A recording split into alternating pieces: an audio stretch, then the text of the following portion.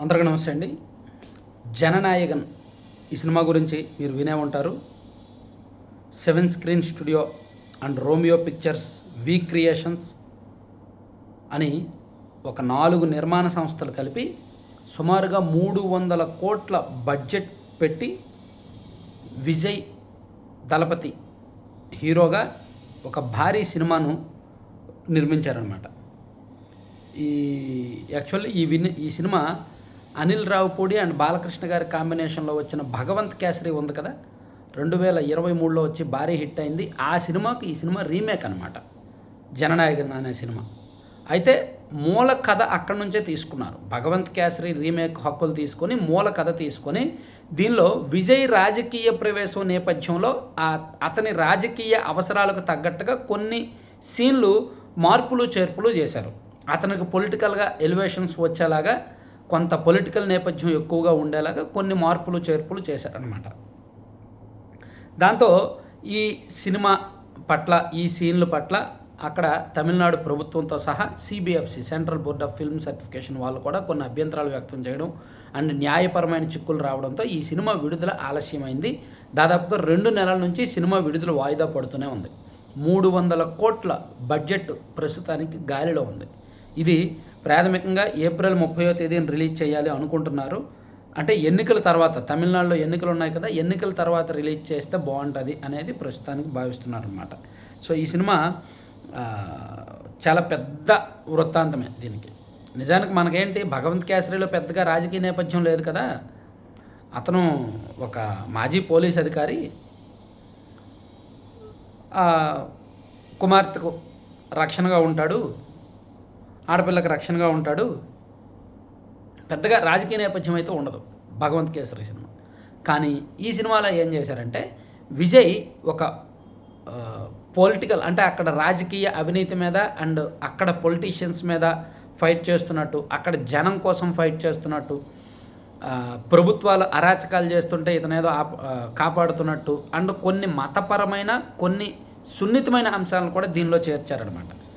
అవి చేర్చడం వలన ఆ సీన్లు తొలగించాలని సిబిఎఫ్సి, ఇప్పుడు తమిళనాడులో ఎన్నికలు ఉన్నాయి కదా, ఎన్నికల టైంలో ఈ సినిమా కరెక్ట్ కాదు, దీన్ని తొలగించండి అని చెప్పి సెన్సార్ వాళ్ళ అభ్యంతరం చెప్తే దాన్ని తొలగించడానికి వాళ్ళు ఒప్పుకోలేదు. దాంతో ఈ వివాదం కాస్త కోర్టుకు వెళ్ళింది. అట్లా దాదాపుగా 3-4 నెలల నుంచి కూడా న్యాయపరమైన చిక్కులతో ఇది నలుగుతుంది.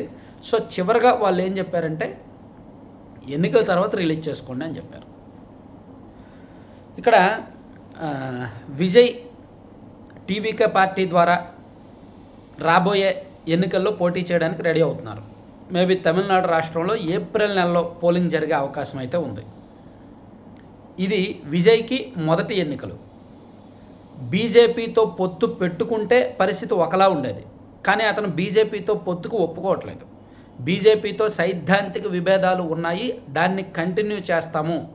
సో బీజేపీతో పొత్తు పెట్టుకుంటే సైద్ధాంతికంగా ఓడిపోయినట్టు ఉంటుంది అండ్ మతపరంగా కొన్ని ఓట్లు కోల్పోయే అవకాశం ఉంటుంది, మైనారిటీలు ఓట్లు వేయకపోవచ్చు అనే భావన విజయ్లో ఉంది. బీజేపీతో ఏంటంటే విజయ్కి అరౌండ్ ఒక 12-15% ఓట్ బ్యాంక్ ఉంటుంది. So DMK and BJP and TVK 3 పార్టీలు కలిస్తే స్టాలిన్ను ఓడించవచ్చు, అధికారంలోకి రావచ్చు అనే ఆలోచనతో బీజేపీ ఉన్నప్పటికీ విజయ్ అక్కడ ససేమిరా ఒప్పుకోవట్లేదు. అతని సినిమా విడుదలకు ఒప్పుకోకపోయినా సెంట్రల్ బోర్డు నుంచి ఒత్తిడి తీసుకొచ్చిన విజయ్ తలొగ్గలేదు. అండ్ అతని మీద కరూరు ఘటన నేపథ్యంలో అతని మీద కేసులు నమోదు చేసి సిబిఐ విచారణ పేరిట అక్కడ విసిగించిన విజయ్ ఒప్పుకోవట్లేదు. అతను కొంచెం మొండిగానే వెళ్తున్నాడు. ఇది ఎందుకో మరి, తన రాజకీయ ప్రవేశంలో మాత్రం తను డూ ఆర్ డై తేల్చుకోవాలనుకున్నాడు, చాలా మొండిగానే వెళ్తున్నాడు అనమాట రాజకీయంగా. అతని బలం మీద అతనికి ఒక నమ్మకం ఉంది, కనీసం ఒక 25-30 సీట్లు వస్తాయి, కింగ్ మేకర్గా అయినా సరే అవతరించవచ్చు అనే నమ్మకం విజయ్కి ఉంది. సో బీజేపీతో కలిసి వెళ్తే వాళ్ళు ఇచ్చిన సీట్లు తీసుకొని మనం పోటీ చేస్తే అందులో కొన్ని గెలిచి కొన్ని ఓడిపోతే మన రిమోట్ కంట్రోల్ బీజేపీ చేతుల్లో పెట్టేసినట్టు ఉంటుంది. అది నాకు ఇష్టం లేదనేది విజయ్ వాదన అనమాట. సో దాంతో ఇది అతని సినిమా కెరీర్లో, అంటే అతని కెరీర్లో చివరి సినిమాకు విడుదలకు చిక్కులు వచ్చాయి. రాజకీయంగా అతని మీద తొలి సిబిఐ కేసు నమోదై విచారణ జరుగుతోంది. మరోవైపు ఒత్తిళ్లు అండ్ అతని నాయకుల మీద CBI and ED and IT నిఘా కూడా ఉంది.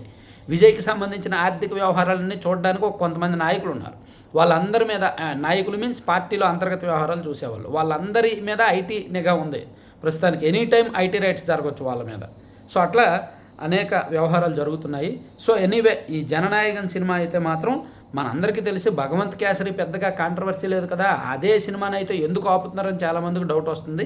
సినిమా కథ అదే, మూల కథ అదే, కానీ మార్పులు చేర్పులు మాత్రం భారీగా జరిగాయి అన్నమాట. అందుకని దీన్ని విడుదలను వాయిదా వేశారు. Thank you.